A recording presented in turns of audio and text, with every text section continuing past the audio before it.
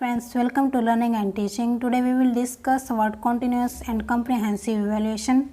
What is evaluation? We have already discussed about it. So ज़्यादा time ना लेते हुए हम शॉर्ट में समझेंगे कि इवैल्यूएशन क्या है। इवैल्यूएशन एक सिस्टमेटिक प्रोसेस होता है जिससे हम ये पता लगाते हैं कि जो एजुकेशनल ऑब्जेक्टिव्स हैं वो उनको कहाँ तक सक्सेस मिली है। यानी कि कोई भी ऑब्जेक्टिव है, चाहे वो कोई भी संस्था के द्वारा ऑब्जेक्टिव रखा गया या फिर कोई स्कूल है या फिर कॉलेज है, उनके अपने अपने ऑब्जेक्टिव्स होते हैं। उन ऑब्जेक्टिव्स को कहाँ तक सक्सेस मिली है या फिर स्टूडेंट्स को उनका कितना फ़ायदा हुआ है, तो इन सब का पता हम कैसे लगाते हैं? इवैल्यूएशन के द्वारा। Evaluation is continuous and comprehensive. Evaluation एक कॉन्टीन्यूस कम्प्रिहेंसिव होता है, ये नहीं कि आज इवैल्यूएशन किया तो अभी इवैल्यूएशन करना ही नहीं है। तो अगर टीचिंग लर्निंग प्रोसेस को सक्सेस बनाना है तो इवैल्यूएशन क्या करना ज़रूरी है? कॉन्टीन्यूस इवैल्यूएशन करना बहुत ज़रूरी है।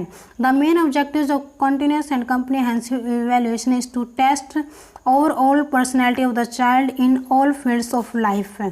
तो जो मेन ऑब्जेक्टिव्स होता है कॉन्टीन्यूस एंड कम्प्रिहेंसिव इवैल्यूएशन का, किसी बच्चे का ऑल ओवर डेवलपमेंट कितना हुआ उसका पता कैसे लगाया जाता है? कॉन्टीन्यूस एंड कम्प्रिहेंसिव इवैल्यूएशन के द्वारा।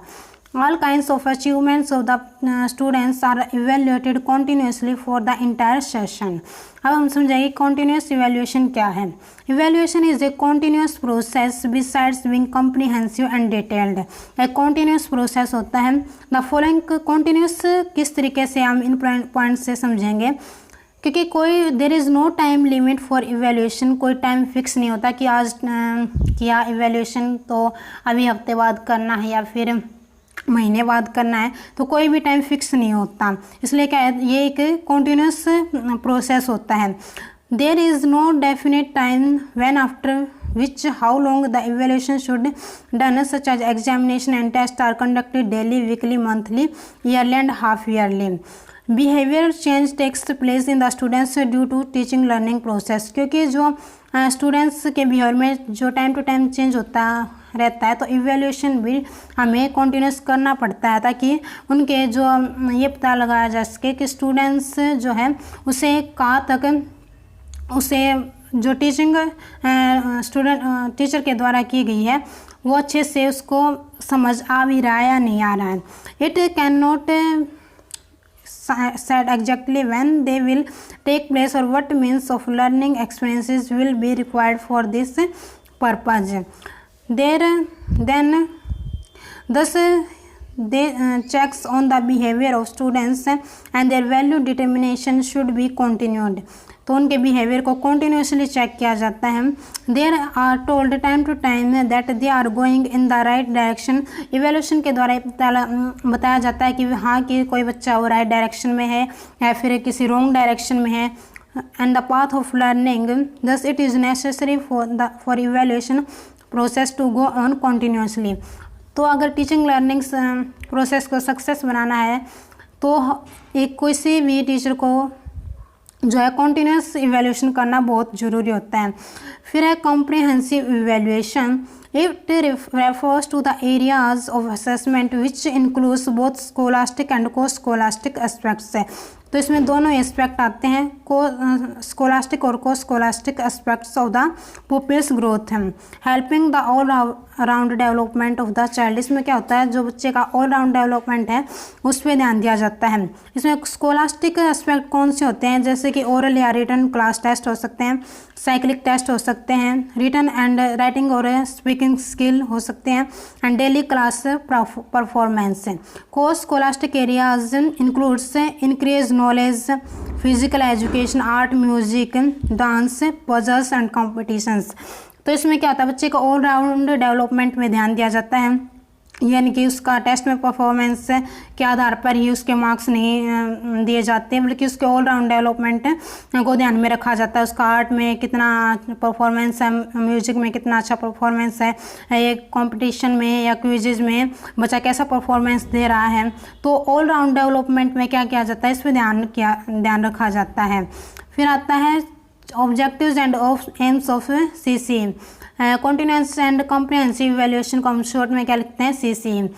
It helps cognitive, psychomotor and affective skills. जो भी कोग्निटिव है यानी कि जो भी जो माइंड से रिलेटेड जो विकास है उसमें उसके विकास में ध्यान उसको विकास करने में ध्यान हेल्प करता है। फिर आता है psychomotor and affective skills. Psychomotor जो हमारी फिजिकल एक्टिविटी है उससे रिलेटेड होते हैं, और अफेक्टिव स्किल्स जैसे कि स्पीकिंग कैसी है, और ये क्या होती हैं जिसके अफेक्टिव स्किल्स हैं। तो इन सब के विकास के लिए कॉन्टिन्यूस एंड कंप्रिहेंसिव इवैल्यूएशन ज़रूरी होता है। फिर टू ले Mphasis on thought process and D Mphasis memorisation. वही बात की जो मेमोराइजेशन है या फिर जो थॉट प्रोसेस है उसको डेवलप करने के लिए सीसी की ज़रूरत पड़ती है। मेक असेसमेंट कॉम्प्रिहेंसिव रेगुलर, इसके द्वारा जो कॉम्प्रिहेंसिव असेसमेंट है जो उन्हें रेगुलर किया जाता है। CC helps in minimising the stress on children के ऊपर जो स्ट्रेस है उसको मिनिमाइज करता है, क्योंकि अगर बच्चा कंटिन्यूस अपना इवैल्यूएशन करता रहता है तो उसे पता लग जाता है कि उसने कितना उसने काम कर लिया और कितना अभी बचता है। तो एग्ज़ाम के टाइम उसके ऊपर प्रेशर नहीं आता कि जब वो कंटिन्यूस इवैल्यूएशन करता है तो उससे अपने सिलेबस के और पैटर्न के बारे में सब कुछ पता होता है। The main aim of CC was to assess every aspect of the child during their presence at the school, provide a tool for detection and correction कर सकता है बच्चा time to time, produce learners with greater skill to make a fair judgment and take timely decisions। इससे बच्चा क्या कर सकता है, टाइमली डिसीजन ले सकता है अगर वो continuous evaluation करेगा तो। It provides space for the teacher for creative teaching to make the process of teaching and learning a learner centered activity पे इसमें ज़्यादा फोकस किया जाता है। फिर functions of CC helps in the development of new and affective teaching strategies. ठीक है, जो भी न्यू टीचिंग स्ट्रेटजीज़ है उसमें उसके डेवलपमेंट के में हेल्प करता है। फिर है aids regular assessment to understand students progress. जो रेगुलर असेसमेंट के दी जाती हैं ताकि जो स्टूडेंट्स के जो प्रोग्रेस उसको टाइम टू टाइम समझा जा सके। Understand the weaknesses and strength of students, help students to develop good habits, work their weaknesses and correct their errors, encourage self assessment among students, enables the teacher to understand problem faced by students. इसमें वही बात आ गई कि जो functions जो CC उसके क्या कार्य होते हैं, ये जो लर्निंग डिफ़िकल्टीज़ हैं बच्चों की उनको समझता है, फिर उनको वीकनेसेस है उनको दूर करने की कोशिश की जाती है। क्योंकि अगर बच्चा टाइम टू टाइम इवैल्यूएशन करता है या कोई teacher time to time evaluation करता है तो उससे वो टाइम टू टाइम जो बच्चे की वीकनेसेस हैं उनको दूर कर सकता है। तो सेल्फ असेसमेंट भी बच्चा कर सकता है इसके द्वारा। फिर कोई भी अगर बच्चे को समझने में दिक्कत आ रही है तो उसके बारे में पता लगाया जा सकता है। तो ये सब कुछ है। It gives report about students progress over a period of time. तो इवैल्यूएशन के द्वारा जो रिपोर्ट जो है तैयार की जाती है स्टूडेंट्स के प्रोग्रेस के लिए। फिर आता है बेनिफिट्स ऑफ सीसी के क्या फ़ायदे हैं। Reduce the anxiety and fear, यानी कि जो स्टूडेंट्स के ऊपर जो फियर होता है एग्ज़ाम के टाइम जब एग्ज़ाम नियर आते हैं तो स्टूडेंट्स के ऊपर जो फियर एडर होता है, एंजाइटी होती है, तो उसको क्या करता है, रिमूव करता है। क्योंकि कॉन्टीन्यूस इवैल्यूएशन के द्वारा उसको इतना फियर नहीं रहता, क्योंकि उसे पता लग जाता है अपने उस जो भी उसने काम किया उसके बारे में। CC allows teacher and students to identify the areas where students need more help. वही बात आगे। CC helps teachers to systemise their strategies for effective teaching, identify problems areas and provides feedback and support to help improve their performance. तो बार बार वही point आने लग रहे हैं। CC is child centric and it aims to build on the unique abilities, strengths and development of each child. तो ये क्या है, इसके बेनिफिट्स हैं। फिर आता है कंक्लूजन।